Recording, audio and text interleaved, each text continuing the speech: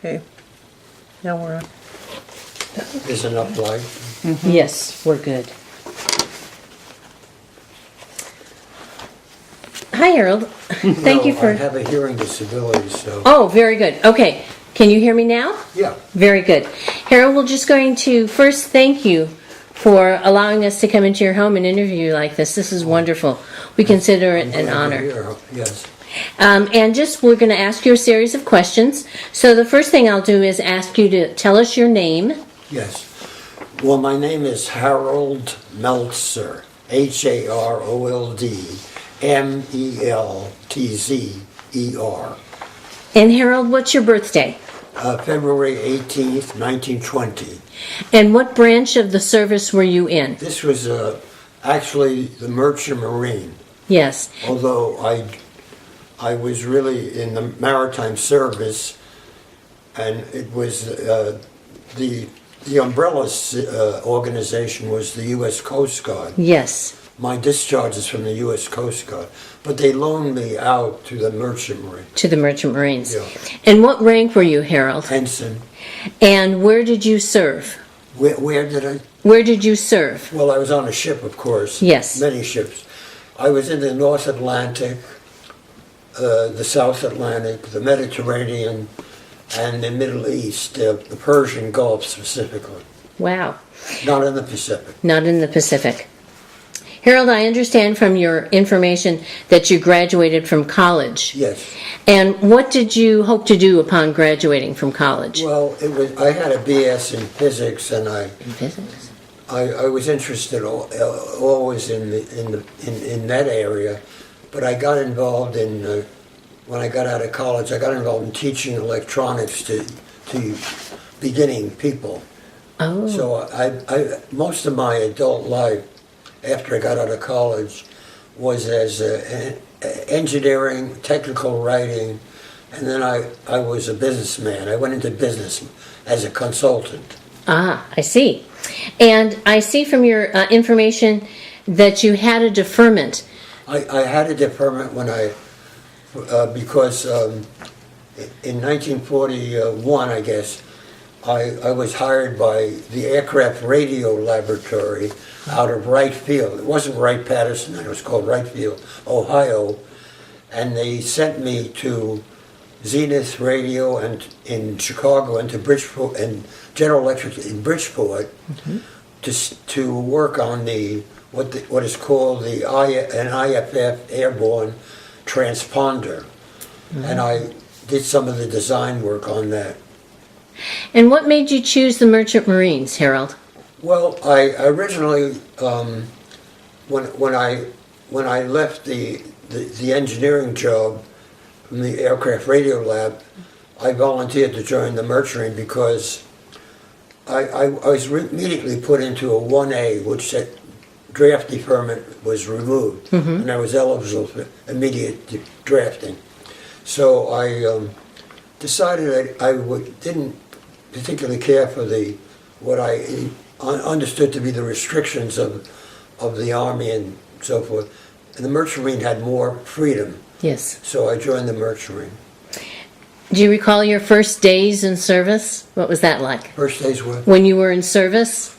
Well, my first days in actual service were, of course, I got on to an ocean-going ship, which sailed, called the Hawaiian, the SS Hawaiian, and it sailed out of New York City. We lived on the East Coast. It sailed out of New York City, and first it went to Boston to do some cargo pickup or something. Then it came back to New York, and then sometime later, it left New York after what was called a convoy conference, where I went with the captain to the Navy people to learn, and that had to do with the routing of the ships. So we went to North Africa, and that was my first trip on the ocean, actually, on the Atlantic Ocean. Wow. When you were in the Merchant Marines, Harold, did they give you any advanced training or did you go to boot camp? No, I didn't. I had a background in electronics, and I obtained a license, which was required, by my own home study, and then I went and took a test for the federal government. So you're saying the ship that you were on, that first ship, went to... To a port. Well, first it stopped in Gibraltar, and then which is the western gateway to the Mediterranean, and then we went to Mostaganem, which is a small North African port close to Oran, and that's where the American troops were getting off for the invasion of North Africa. Ah. So my ship was carrying cargo for the Americans who were now in North Africa. Wow. What was it like being on that ship? Well, I had never been on a large ship, and I had my own quarters. It was a rather old ship. It had been built right after World War I. It was called a Hog Islander. And so everything was very antiquated, including the equipment that I was a radio man, and so the equipment I used was very old, but it worked. And the North Atlantic gets kind of rough, and Yes. so I experienced some rough waters, and that was new to me. And then in the port of Mostaganem, we were attacked the first morning by German planes flying out of the French. They had occupied France, flying out of the southern coast of France, and they machine gunned us on the deck there, and dropped bombs on us, and they damaged the ship, but they didn't, and they injured one of the people on the ship, but they didn't do any other damage. So there were no casualties when you were... Well, just the one we had naval on board too. He was wounded. Yeah. Yes. What do you remember the most, Harold, about that experience? I remember that I was very, very scared. I was up on deck because my job, we had what I call Oerlikon anti-aircraft guns, 20 millimeter, which the naval crew was firing at the planes. And my job was to bring up ammunition to them. And I was pretty well frightened because I realized for the first time, even though I had read about it, that these guys are really trying to kill me. Yeah, And the first time you know that people are trying to kill you is quite frightening. I bet. Tell us about the medals that you received, Harold. Did you receive any medals when you were in the service? Yeah, I got a lot of medals. First of all, I got medals for being in an air attack of that nature, and I got medals for serving in that area, the Mediterranean, Yes. things like that, from the United States. I got many medals from other governments, by the way. Wow. From Russia, Soviet, from France, from the British, of course. Well, I'm wondering, when you're in the military, how do you stay in touch with your family? How did I stay in touch? I wrote letters which were heavily censored. They weren't, you weren't allowed. I sometimes put down where we were, and the censor would cut it out of the letter that arrived. Yeah. Yeah, that was the only communication. Sure. What was the food like? Well, I was an officer, so I would say that I had probably had food superior to the crew. The food was good. There was a lot of the population in the United States were rationed very heavily on things like meat and so forth. We got very good quality meat. The only problem was on a ship you run out of fresh water quickly, and of course you run out of fresh fruit and vegetables. Sure. So that was a problem that we didn't have too much of that before we ran out. But we did. But I would say that the basics were very good, very, very, very good, and the cooking was pretty good. Yeah. Good. Did you bring anything on board for good luck? Not really. I think I had some sort of medal that I carried in my wallet that was supposed to protect me. How did you guys entertain yourself when you were on ship? Well, of course, you know, the way a ship worked in wartime, I was on duty 4 times, 4 hours, and then 4 hours off, then 4 hours on.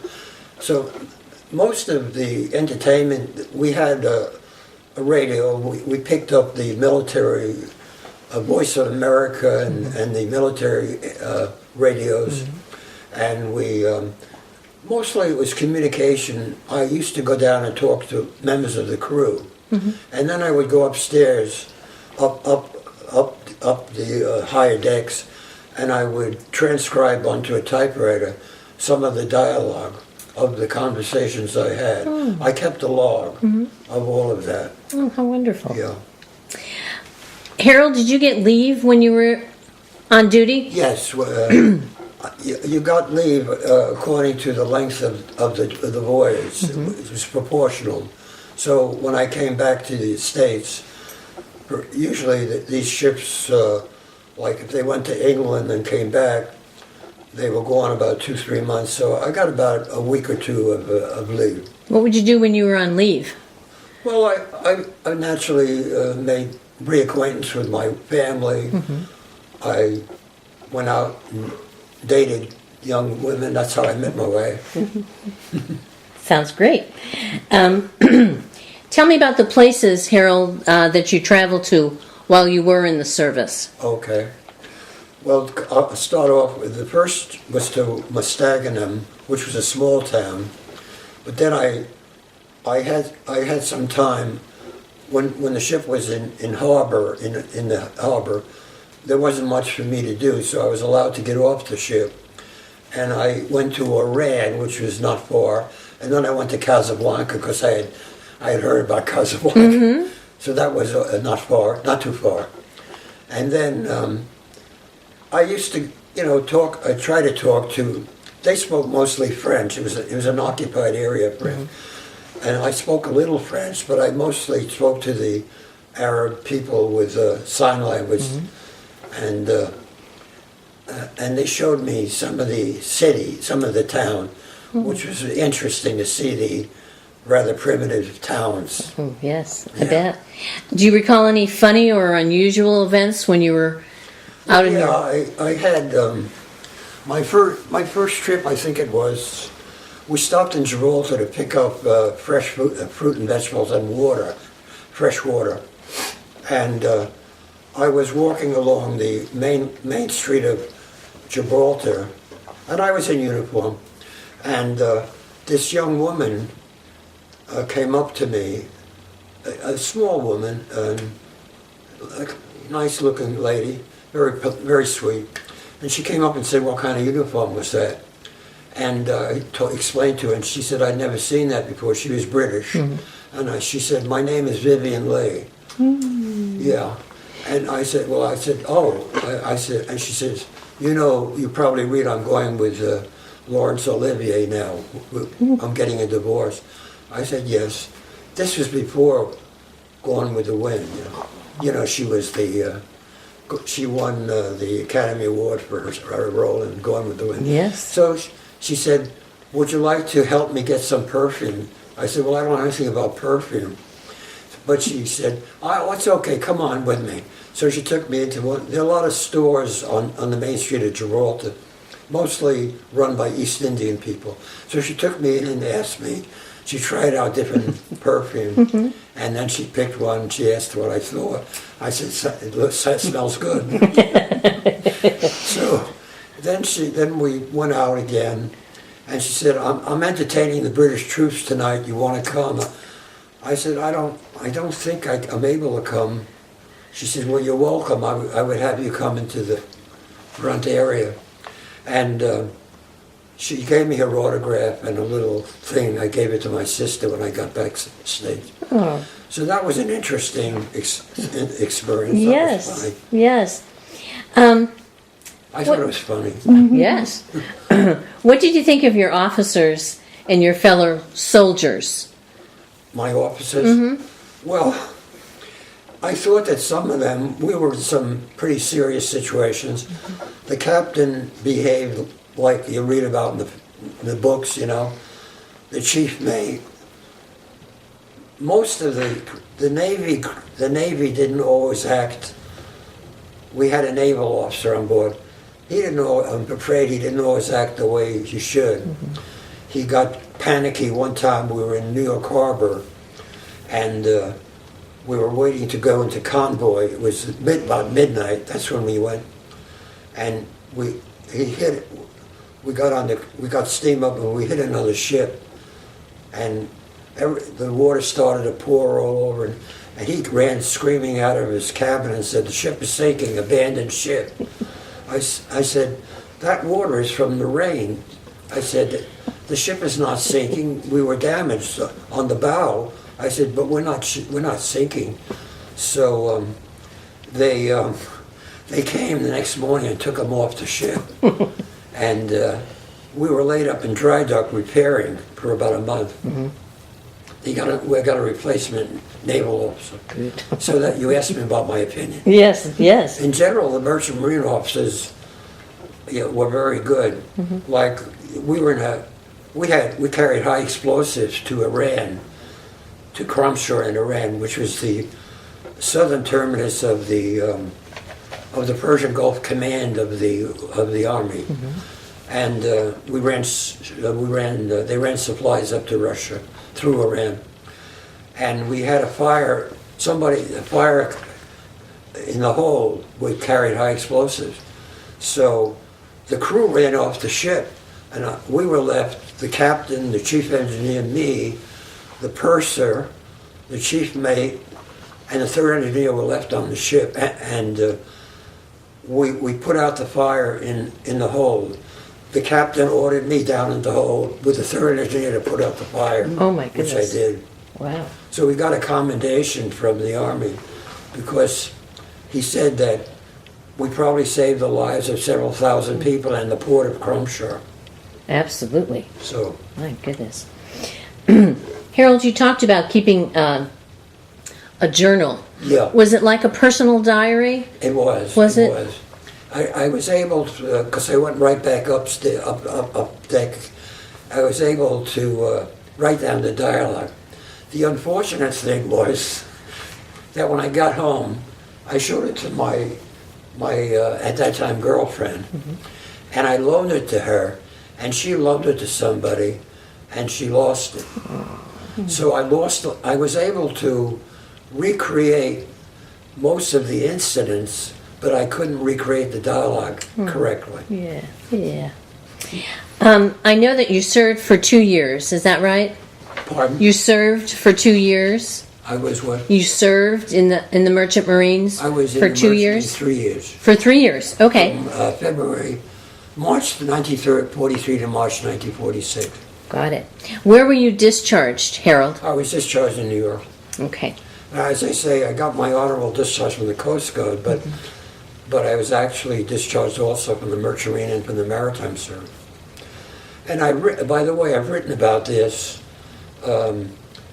It's in 2 books that are published. They're available on Amazon. Wow. Yeah.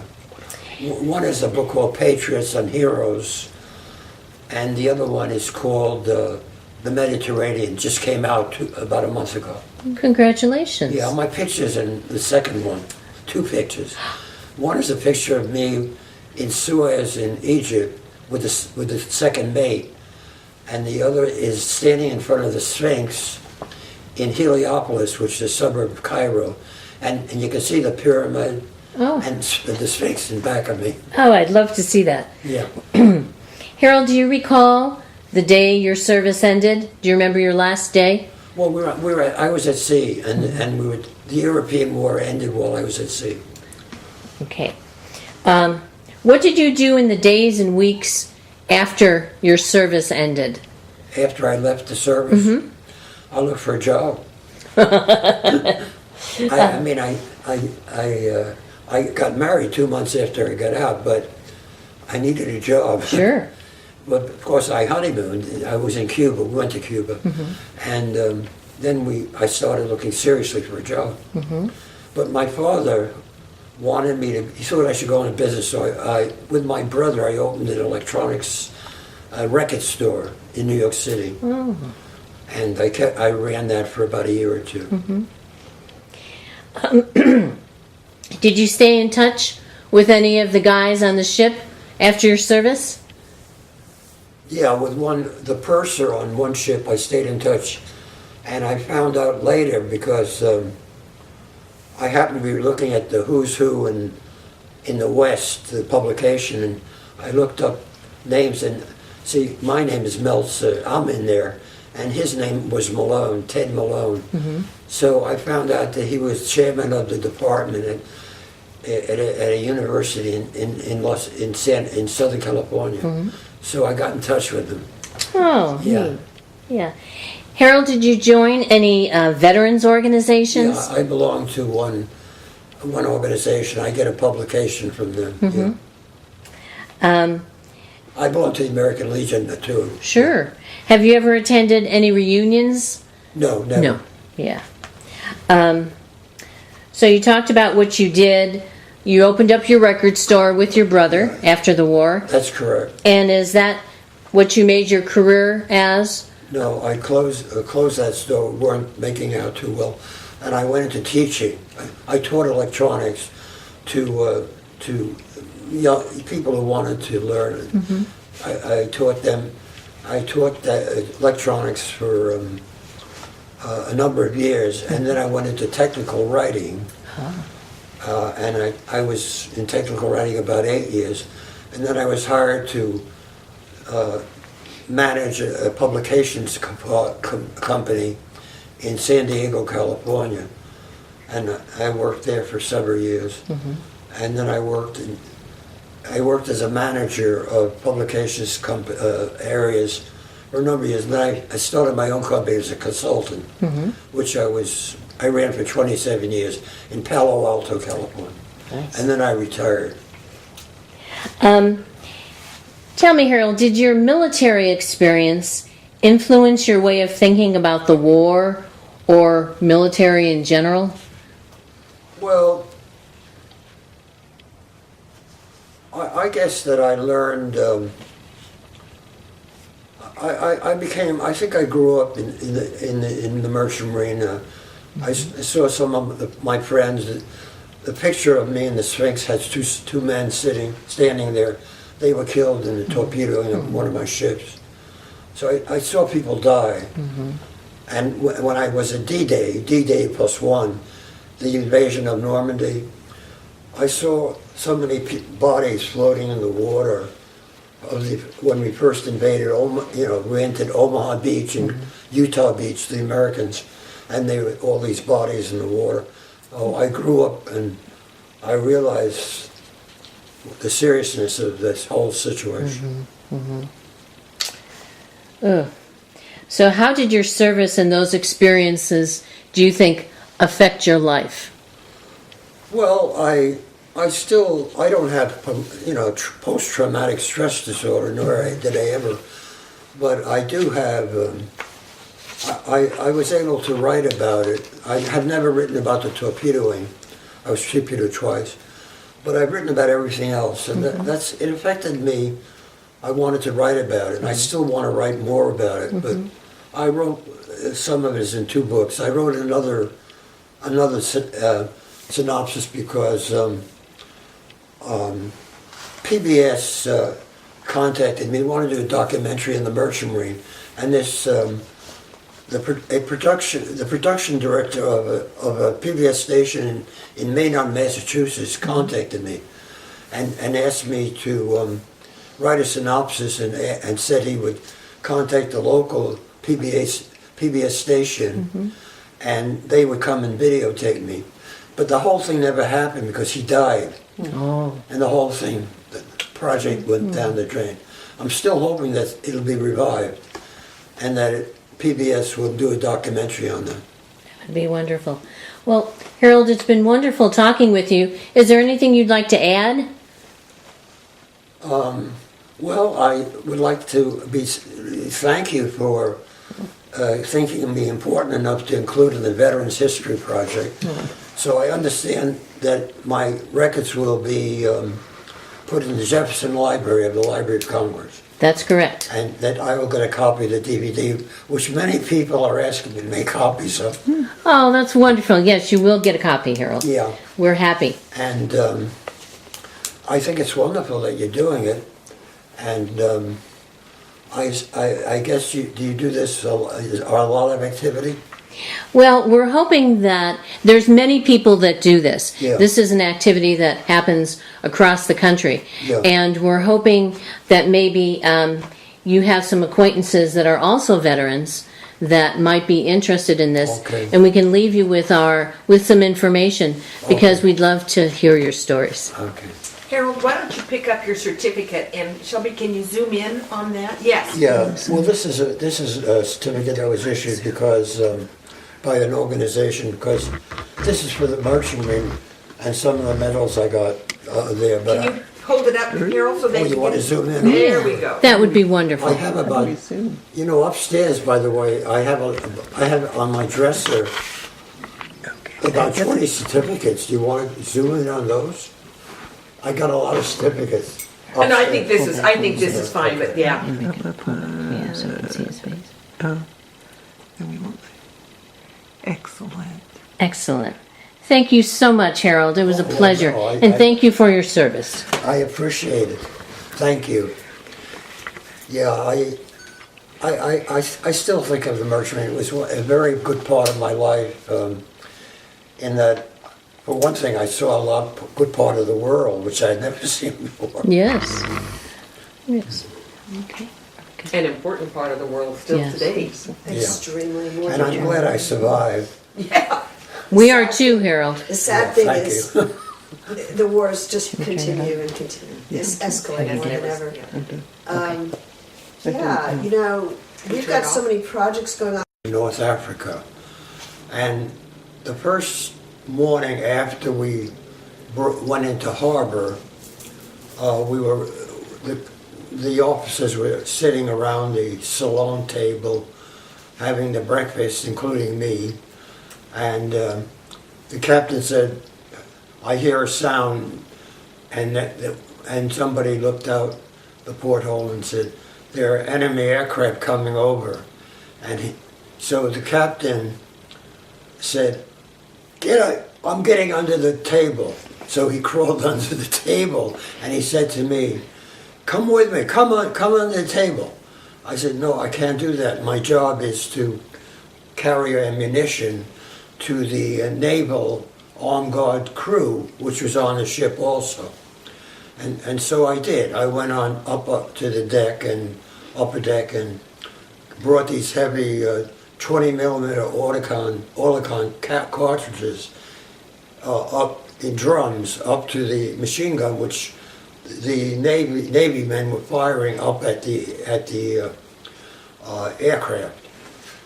And I just wanted to say, so then one of them was wounded by, they had both aerial torpedoes and bullets, machine guns. So one of them was wounded, and he was taken off the hospital to the military hospital, taken off the ship rather. And but in the process of their shooting at these German aircraft, in their inexperience, because they weren't too experienced, they shot down my antenna, which ran across the ship. So at the end of this episode, I had to climb up the mast, which fortunately we were in harbor and the water was fairly calm, but I had to climb up this mast, which I'd never done before, and take off the old antenna and replace it, which I had never done before, but I did it successfully. Oh my I just gosh. want to add that as a postscript. Yes. So, Harold, if I understand you correctly, your job on the ship was to supply the naval personnel with their munitions, but did your ship also bring munitions to people on shore? Yes. We had about 8 were called 20 millimeter, that's the caliber size. Oerlikon, that's the manufacturer, anti-aircraft guns. In addition to that, on the bow of the ship, that's the front, we had a 3-inch 50 millimeter gun, which would be used against surface vessels. And on the stern, the back of the ship, we had a 5-inch gun, which was more powerful and used against them. So that was our armament. But in addition to that, we always, on every ship I was ever on, carried high explosives in the holds of the ship to take to our troops overseas. And sometimes we carried on the deck of the ships aircraft which were in disassembled form, which were given to the American troops. And one time we carried locomotives with a red star on them because we were supplying at that time our allies. At that time it was the Soviet. Now it's Russia, So that's what we carried. In addition, we carried, of course, food for the British. We carried a lot of frozen meats and things like that for the British, and we carried a lot of food supplies, PX supplies for our own military and stuff like that. Wow. Yeah. Wow. You mentioned, Harold, this antenna that one of the officers or young men accidentally shot down. Yes. How did you use that antenna? Well, we used the antenna on the ship. It was connected to the radio room, which is where I spent a lot of my time.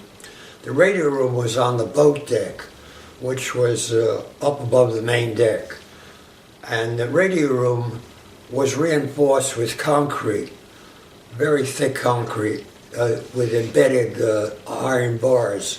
The reason for that was that when occasionally we traveled alone without convoy, a submarine, German usually, might surface, and they would first attack with their deck guns the radio room, the object being to cut off all communication with any other people that might help us. So it was reinforced. Yeah. Wow. So, you asked about the antenna. So the antenna was brought down into the radio room, and in the radio room, I had the whole room was filled with equipment for receiving communication and for transmitting messages. But during the war, we didn't transmit except when we had to transmit on emergency situations. So my job primarily was to monitor communications of enemy coded messages of our own American and British coded messages, and also of other communication from other ships.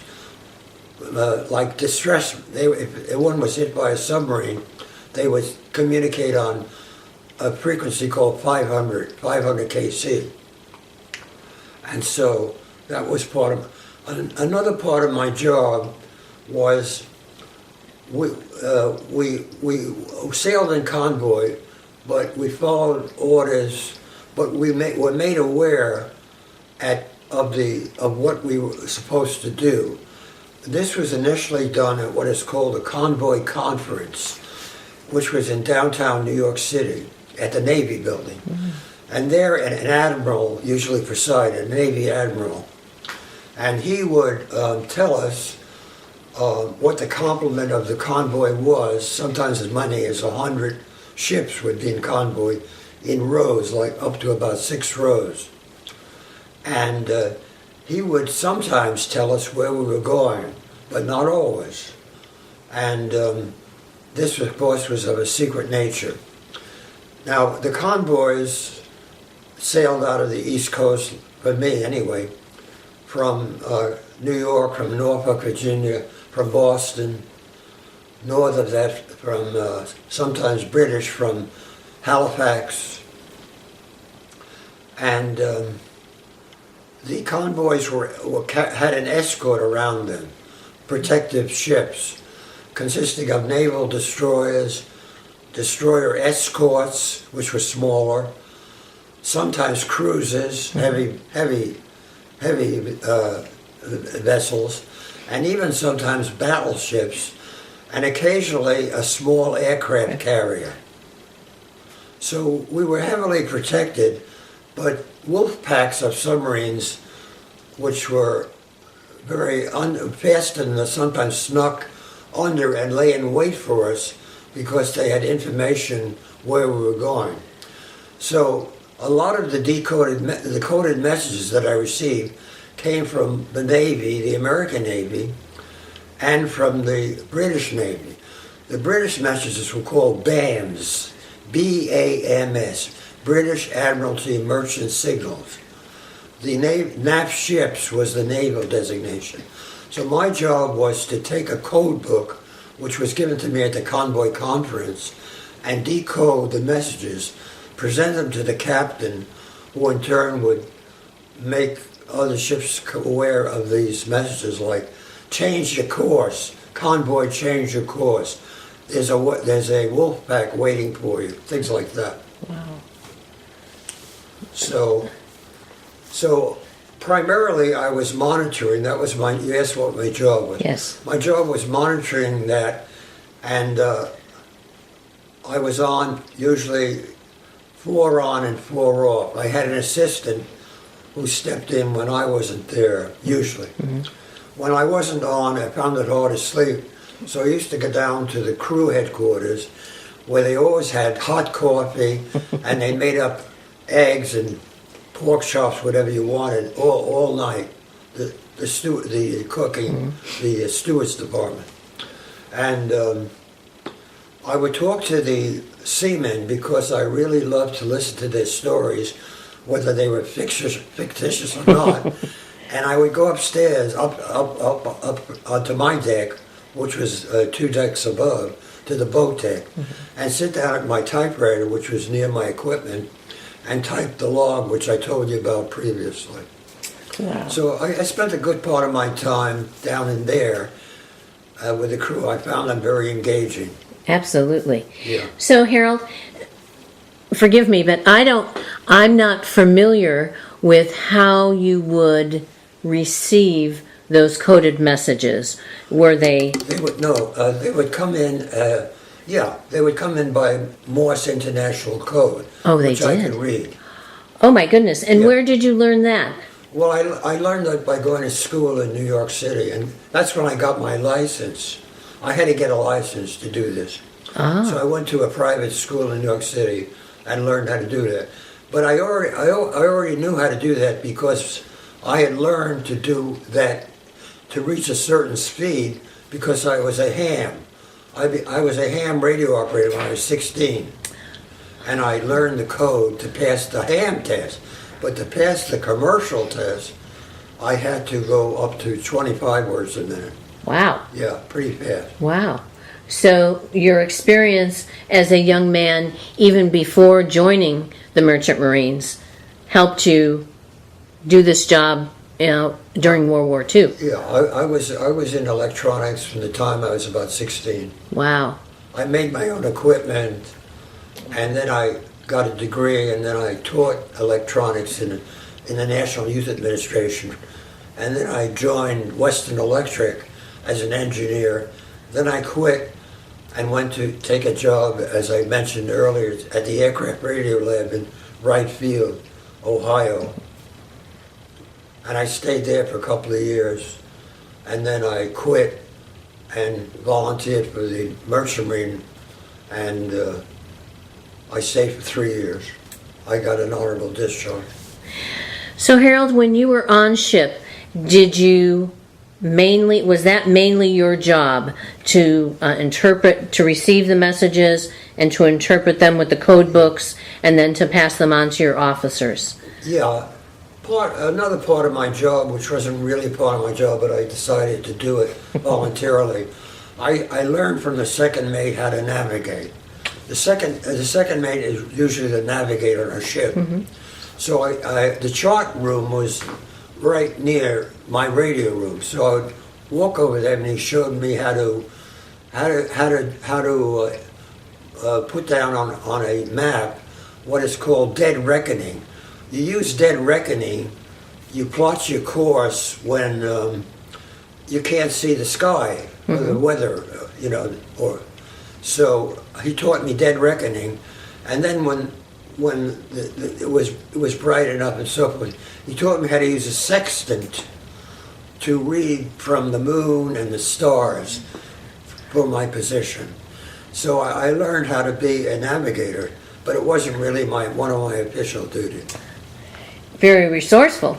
Yeah, I loved it. Oh, that's wonderful. Yeah. How interesting. Harold, you showed us some of your medals and certificates. We thought you might, I noticed that you brought some down. Would you mind showing us some more and maybe will. talk about them? I will in just a second. Oh, of course. I want to sort of summarize what you see here and what's still upstairs. Excellent. I was some of the papers when they wrote about me later called me a war hero. One of those things, which I don't think I was. I was just following orders. I mean, I really was just following orders. I wasn't doing it out of heroism. Anyway, I got because of the things I did in bringing supplies to Russia, I got three medals and certificates from the Russian, then the Soviet government, then it was the Russian government. I got them from the premier then, Yeltsin. Remember Yeltsin? Yes. And I got one from Putin, who's he's still there. And I got those, and they invited me to Moscow to get the decoration, but I didn't go. Anyway, then I've got two medals from the French governments because although I wasn't actually there on the day of the D-Day, I was there right after the next day, and we came in with our supplies, and we unloaded. The army brought lighters alongside and took off supplies because there are no docks. And see, when coming back to the invasion, we had a conference in New York, and they told us we were going to Belfast, North Ireland. You know where Belfast. And so that was where we were supposed to go. So we went to Belfast, and we sat in Belfast Harbor for a month. Wow. And during that time, I visited the Free State of Ireland because and I put on civilians, because I couldn't wear my uniform. They were a neutral country, so I put on my civilian clothes and went into Ireland and visited Dublin. Oh, how wonderful. Yeah. Anyway, so then we sailed from Belfast, still under orders, secret orders that maybe the captain knew, I didn't know. And we went around the British Isles down into the English Channel, and we sailed down to what was called Omaha Beach and Utah Beach, which is where the American troops had landed with LSIs and LSDs. LCI rather, stands for Landing Craft Infantry, a smaller vessel. LSDs were landing ship, LSTs were landing ship tanks. They were bigger. Yes. So the Germans were up on the cliff with heavy fortification, and they were shooting down at these poor guys on the LSTs and the LCIs. And the poor guys were so seasick from the roll of the English Channel. They were carrying about an 80-pound pack on their shoulders. they could hardly get off the vessel. They were shot down from up there, and when we came in, their bodies all over the water there. And this was Omaha. Pardon? This was Omaha Beach. Well, there were two really for us. Omaha and Utah. The Yeah. British had Gold Beach, and another beach, and so anyway, the French government gave me 2 medals for that, and for what I had done or not done. After we were there about a week at unloading, and then we went up to. They just had. The American troops had just taken Le Havre, France. That's north of there. We went up to Le Havre, France, and we disembarked. But the locks were all bombed out, so we couldn't go into. We had to bring our ship to out on the water a bit. And the French there were very anti-American because the American planes had bombed their locks, and the Germans were very good to them. They had paid them a lot of money to build the fortifications on the cliff. So they were sort of said they were very angry, the Americans, and they loved the Germans. This was the French, the Normandy French. 19. Yeah. I never realized that. Yeah. Well, Harold, do you think that you could show us some of these? Yes. Well, first of all, Deborah brought down, you might want to zoom, this is my honorable discharge from the U.S. Coast Guard. You see, this was the umbrella organization. I never actually was in the Coast Guard per se. I was on, like a leave. And they loaned me to the Maritime Service and then to the Merchant Marine. But my honorable discharge is from the U.S. Coast Guard. Excellent. What else do you have in that pile? Okay. All right. Well, this is from you remember Governor Mario Cuomo of the state of New York? Yes. Well, this is the highest military award awarded by it's from Mario Cuomo, His Excellency, the governor.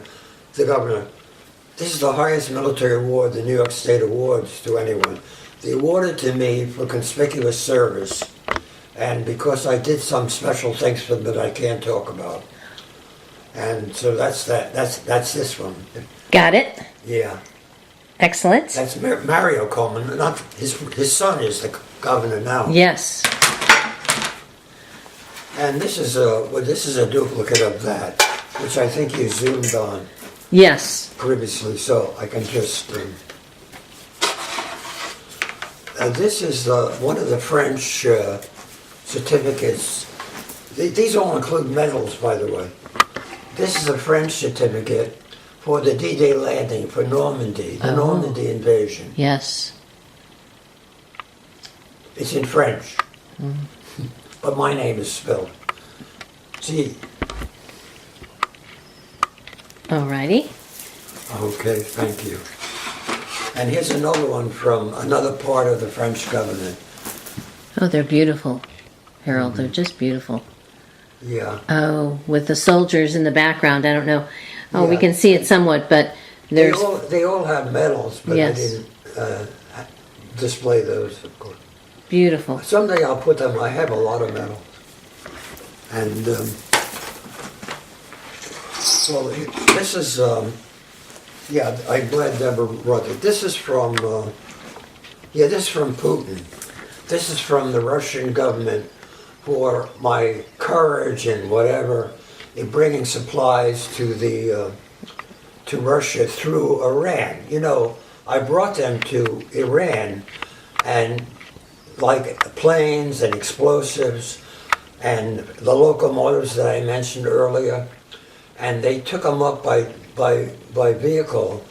The Persian Gulf Command of the U.S. Army took them up to the Russian border through Iran, and that's how they got their supplies. So they gave me 3 medals, and they had invited me to go to Russia, but I didn't go. Well, So Harold, that's just some of them. There are a lot more up there. we truly appreciate your spending the time with us to tell us about your service and to share with us just some of the certificates and your stories. Once again, we really thank you and thank you for your service, Harold. It's been a pleasure. Thank you. I hope that a lot of people will remember that the World War II, and particularly the Merchant Marine, because the Merchant Marine was sort of an orphan. People don't even know much about the Merchant Marine. And in Congress now, there's a bill, of course, to give us more recognition and some monetary compensation, which we never received. Oh my goodness. So I don't know if that'll ever be passed, though. We're down now to about 3,000 Merchant Marines still alive out of about 250,000. Wow. Our casualty rate was the highest of any branch of service by torpedoing and so forth. Well, we thank you again, Harold, so much. Well, I thank know you. this will be a valuable piece Thank you. to add to our collection. I hope it'll be read by and seen by many people.